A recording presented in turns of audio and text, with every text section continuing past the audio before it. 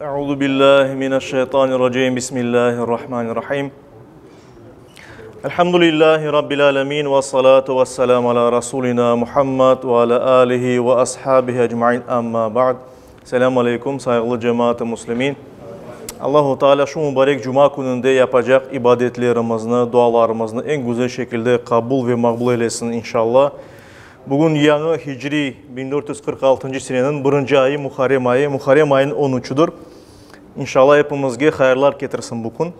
Biz geçken seferleri Nuh peygamber hakkında laf etmeye başlagan edik. Kur'an-ı Kerim'deki ayetler ve hadisler üzere.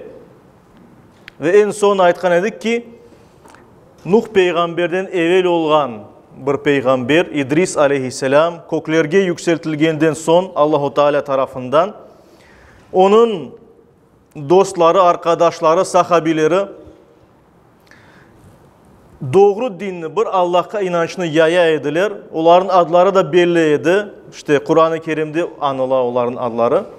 Ne de olsa şeytan vesvese verdi ki keliniz o güzel insanlar olgenden son onların yaşagan yerinde, olgen yerinde heykellerini yapayık. Yani suretlerini yapayık. Statuyalarını yapayık. Ve şeytana uydular, insanlar yaptılar, hatırlaydılar ama sonra nesiller avuştu ve insanlar unuttu bu insanlar kim olganını. Ve onlara ilah put olarak tapınmaya başladılar ve Kur'an-ı Kerim'de onların adları işte geçe. Ved, Suva, Yağuz, Ya'uk ve Nasr. İşte böylece nesiller geçti. Nuh aleyhisselam yaşamaya başlayan vakitte, bu dünyaya gelgen vakitte endi onun halkının çoksu, endi aman hepsi putperest edilir. Yani bir Allah'a imandan çıkan edilir. Buna böyle ve başka birçok böyle putlarga tapına edilir. Yani onların birçok ilahları var idi. Müşrikler edilir.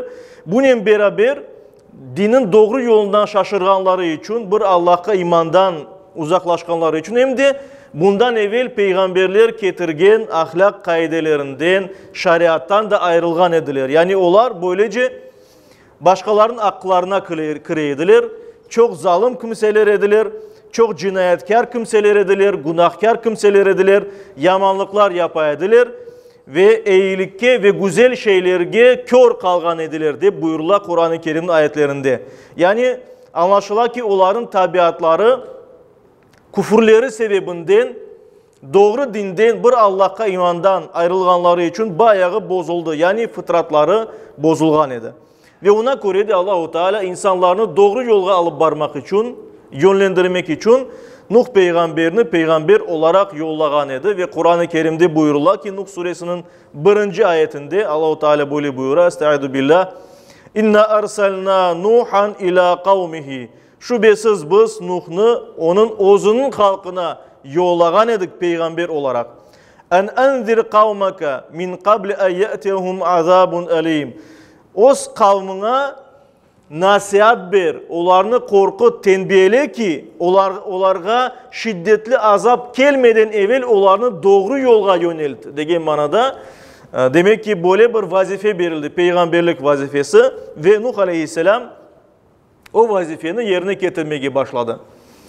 Rivayetlerde atılganına göre Nuh peygamber 50 yaşlarındaydı. 50 yaşına kirmekteydi ki Cebrail aleyhisselam onun yanına geldi ve onun peygamber olduğunu bildirdi. Ve dedi ki Os kavmına ve padişahına Dermesil ve kavmına bar. Padişahların adı Dermesil idi. Nuh kavminin. Bar onların yanına ve onlara tevhid inancını tebliğ et. Yani bir Allah'a imanını anlat. Bir Allah'a çağır onlarını. Putlardan vazgeçtiler. Ve Nuh aleyhisselam şu yerde söz beri ki bir Allah'a ömrünün sonuna kadar insanlarını çağıracağı hakkında söz ya da ahit verdi. Ve Kur'an-ı Kerim'de bu böyle anlatılan. Ahzab suresinin 7. ayet-i kerimesinde Estaizu billah.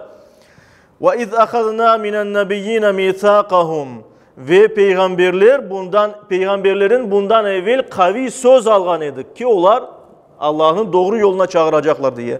Ve minke senden de ey Muhammed kavi bir söz algan edik. Ve min Nuhin Nuh'tan da böyle söz algan edik. Ve İbrahim ve Musa ve İsa ibn Meryem. Ve İbrahim'den de, Musa'dan da ve Meryem oğlu İsa'dan da öyle katı ve kavi söz algan edik. Ve ahadna minhum mithaqan galiza. Pek kavi, katı, temelli olarak bu belgeleri, bir sözleri var idi bu peygamberlerinin. Hud suresinin 25-26. ayetlerinde ise Allahu Teala böyle buyura. Estaizu billah. وَلَقَدْ أَرْسَلْنَا نُوحًا إِلَى قَوْمِهِ. Ve böylece biz Nuh'nu öz halkına peygamber olarak yollagan edik. İnni lekum nadirun mubin. Ve o, yani Nuh aleyhisselam, öz kavmine, halkına böyle aytkan edi. Şüphesiz men sizler için açık aydın bir uyarıcı, tenbihleyici olam.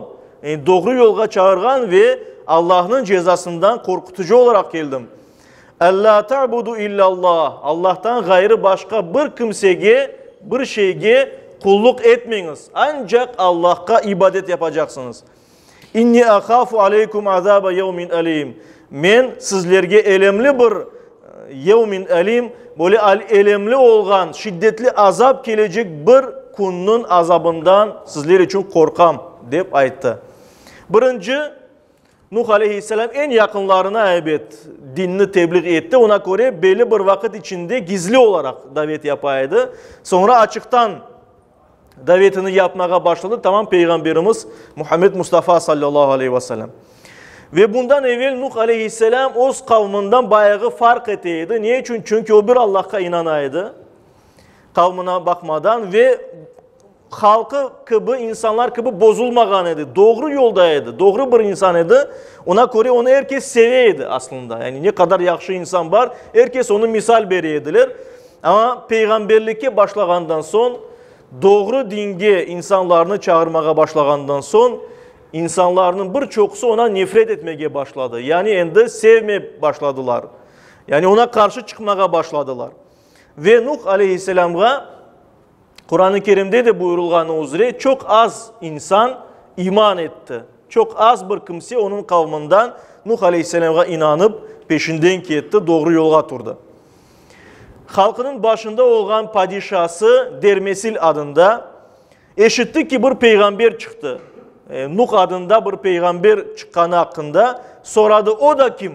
Kim o? Peygamberlik yapkan bir kimse. Ve ona ayttılar, halkımızdan birisidir o. Bizden yani bir kimse ama bizge uymay, bizim dinimizni kutmay dedi. Ve onun adı da Nuh bin Lamek. Yani babasının adı demek ki Lamek idi Nuh aleyhisselamın. Ve dediler ki başta akıllı bir kimseydi. Özünü doğru alıp baraydı. Sonradan akılını kaçırdı. Özünün peygamber olganını aytıp başladı. Ve bizim putlarımızga karşı çıka. Yani bir Allah'a çağıradı deyip aytılar. Ve Dermesil de Nuh'nu yanına çağırdı ve onu tembihledi. Sana yazıklar olsun dedi. Sen nasıl etip ilahlarımızdan vazgeçersin, böyle onlarını inkar edersin deyip işte onu azarladı, bir ceza vereceğini ayeti vesaire. Ama elbette Nuh aleyhisselam vazgeçmeyecek edi davetinden ve her daim bundan sonra uzun yıllar devamında insanlarını doğru yolga, bir Allah'a inanmak gerek olganına, kulluk etmek gerek olganına çağırgan edi. İnsanlar onun kavmi akılını kaçırdı deyip onun üstünden her daim kule ediler. Çünkü hem de bir sebep olarak ona inangan kimseler, az bir kimseye inandı. O inangan kimseler de fukare kimseler idi. Kavminin başında olan güçlü insanlar, yani varlıklı, bay olan insanlar ya da vazifede olan insanlar inanmagan edilir. Ve Kur'an-ı Kerim'de böyle buyurlar ki öyle ayta edilir. Nuh aleyhisselam öz halkına davet etkinde, dinge çağırganda onlar böyle ayta edilir. Qalu enu'minu leke vetteba'akel erzalun. Biz sana nasıl inanayık? Biz sana nasıl inanayık ki sana ancak aşağı kimseler boysunalar. Yani en aşağı kimselerimiz sana uyalar. Biz de nasıl sana onlarga nasıl teng olayık, nasıl sana inanayık deyip böyle ayta edilir. Nuh aleyhisselam ise böyle cevap veriydi. Bu gene de Şuara suresinde geçiyor 114. ayetinde. Estaizu billah. Nuh aleyhisselamın cevabı. وَمَا أَنَا بِطَارِدِ الْمُؤْمِنِينَ. Men kim olsa olsun, kim iman etken olsa olsun, iman etken kimselerini özümden yanımdan kovmayacağım diye. Kim gelse o iman etse onu kabul edeceğim diye aytaydı. Ve kenedi Hud suresinin 29-30. ayetlerinde böyle buyurula. Nuh aleyhisselam böyle aytkan edi. Ve ya kavmi, ey kavmim, ey halkım, la es'alukum aleyhi mala. Sizlerini doğru yolga çağırganım için sizden bir ecir, bir mal, mulk, bir şey, para istemeyim. İn ecre illa alallah. Benim ecrim, savabım ancak Allah'tandır. Ancak Allah'tan bekleyim ben. Ve ma ana bi taridillezine amanu. İman etken kimselerin de ben asıl da kovmayacağım yanımdan. İnnahum mulaqu rabbihim. Onlar Rablerinin karşılaşmakını umut eteler. Rablerini karşılaşmak için yanımga geldiler. Velakinni arakum kavman techalun. Sizlerini ise ben cahil bir halk olarak koyayım. Yani bir türlü imana gelmeysiniz manasında. Ve ya kavmi men yansuruni minallahi in tarattum fela tezekkerun. Ey kavmim, eğer ben bana iman etken böyle fukare kimselerini yanımdan kuvan olsam, kuvacak olsam, Allah'tan kelgen azaptan beni kim kurtaracak diye Nuh aleyhisselam. Siz bunu asıl da böyle şeylerin düşünmeysiniz mi? Böyle bir sual beri. Ve böylece Nuh aleyhisselam ne kadar kılınsalar da, ayak çalsalar da, türlü şeyler yapsalar da o tebliğine devam eteydi. İnsanlarını doğru dinge çağıraydı. Nesiller avuşaydı. Yani nesilden nesil geçeydi. Babaları, anaları bu dünyadan keteydi. Balları bu dünyaya gelip büyükler olaydılar. Ama bir türlü demek ki iman etkenlerin sayısı çoklaşmaydı. Birkaç insandan gayrı. Padişahları Dermesil öldü. Onun yerine oğlu Nevlin padişah oldu. O babasından daha da zalim bir kimseydi. İbn Esir'nin tarih kitabında anlatılar ki kavmi Nuh aleyhisselam'a her daim eziyet yapaydılar. Onu kıynaydılar. Üstünden kuleydiler, her türlü ayak çalaydılar. Üstüne toprak ya da pislik ataydılar ve hatta kotekleydiler. Uraydılar peygamberine. Ve hatta bir rivayet edilgenine göre işte İbn Esir'de anlatılar ki bazı vakitlerde onu öyle boğaydılar ki boğazını sıkaydılar ki Nuh aleyhisselam esini joyup böyle yıkılaydı ve onlar düşünüyorlar ki o endi öldü. Öldürdük deyip düşünüyorlar. Nuh aleyhisselam ise bundan sonra özüne geleydi ve dua eteydi. Allah'ım beni ve kavmimini bağışla. Yani bu insanlarını bağışla çünkü onlar ne yapkanlarını bilmeler deyip çıdap hayırlı dualar yapaydı. Ve bundan sonra bayılgandan son, esini joygandan son gusül aldı. Kene tekrar halkının yanına gelip kene onlarını imanga, ibadetke çağıraydı. Böylece Nuh aleyhisselamın büyük sabır göstergenini biz bilemiz. Biz aytkan edik ki geçken vaazlarımızda ulul azm, büyük azimkarlık göstergen, büyük sabır, çıdam göstergen peygamberler var. Onlar 5'tir ve onlardan birisi Nuh aleyhisselam.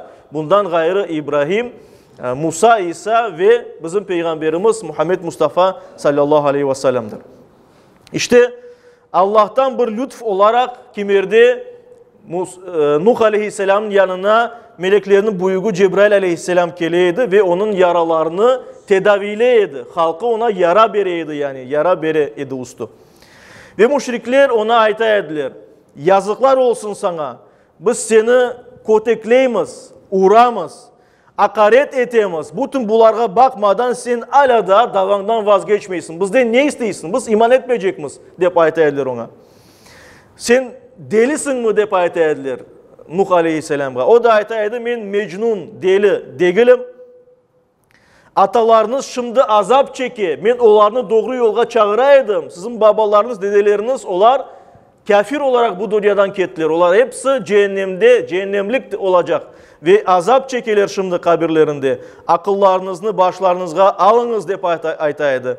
Ve davetimden yüz çevirseniz siz bana asıl da zarar verip olamazsınız deyip aytaydı. Yani ne kadar da kılınsalar, ursalar vesaire bana zarar verip olamayacaksınız deyip aytaydı. Niye için? Çünkü aslında insanlar bu dünyada iki şeyden zarar görüyor. İki şeyden korkar.